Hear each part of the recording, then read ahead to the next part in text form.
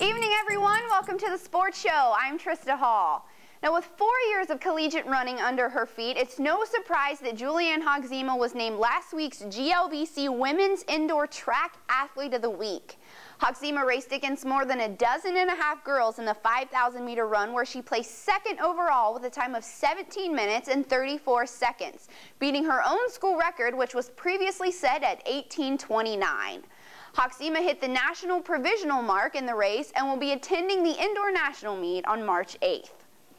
Now, hitting the books as hard as the volleyball is something Liz Holmes is prepared to do. Holmes was named one of NKU's 2 scholar athletes for the fall season last week with a 3.76 GPA. Holmes is set to graduate in May with a bachelor's degree in history education. And running in behind Holmes is cross-countryman Zach Kaler, who also took home the trophy as a scholar athlete. Kaler maintains a 4.0 GPA and is working on a bachelor's in business. Root for NKU baseball. The Norse were picked by the GLVC Coaches Association to win the East Division this season. NKU received 4 of the 6 possible votes and finished with 34 points in the poll.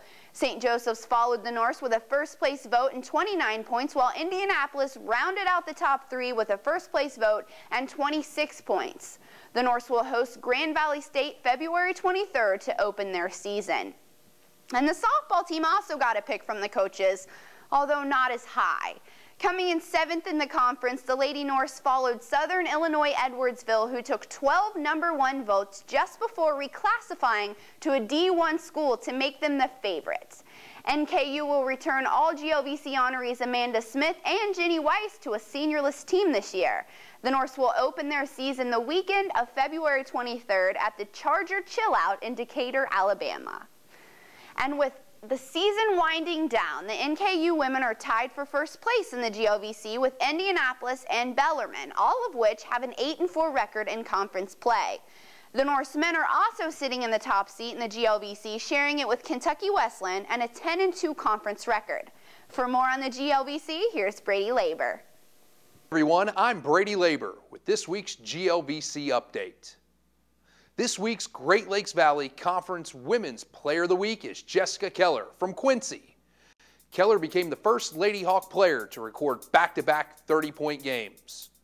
Coming off a 33-point effort the previous Saturday, she scored 35 points and grabbed 12 rebounds in a 92-78 win over Missouri St. Louis. Keller followed that up with 23 points and 9 rebounds in Quincy's upset win over Western Division leading Missouri S&T. With her big week, Keller moved into 2nd place in the conference scoring behind SIU Edwardsville's Amber Shelton. NKU's Angela Healy moved up from 9th to 7th place on the list. Cassie Brannon and Jessie Slack also represent the Norse in the top 15. Healy continues to lead the league in rebounding, averaging over 10 boards a game. Bellarmine's Denasia Mondi joins the top 3 in assists this week with just over 4 a game. Nicole Coyote is 8th, with Slack tied for 14th. Brannon leapfrogs 2 spots this week to take over the league in field goal percentage at 58%. Katie Willinger from Bellarmine is in 3rd place, with Healy moving up to 7th place. The top 5 remains the same this week in block shots, with Healy leading the way and Brannon still in 3rd place. For the 3rd time in the last 4 weeks, a Kentucky Wesleyan forward is the Men's Player of the Week, but this time it's Rodney Edgerson. The 6'5" senior out of Peoria, Illinois, tipped in a TJ Smith missed shot with just 0.9 seconds left in the game to upset the number 7th ranked Drury Panthers. For the week, Edgerson averaged 19.5 points, 3 rebounds, and 2.5 assists. Edgerson moved ahead of Southern Indiana's Norman Plummer for the league lead in scoring with just over 20 a game. The top 5 rebounders remain the same, with Kentucky Wesleyan's Jeff Von Beulah leading the way. TJ Smith leads Bellarmine's Jamie Jackson this week on top of the assist leaderboard. NKU is the only team with 3 players in the top 15 thanks to David McFarland, Billy Fennell, and Scott Bibbins.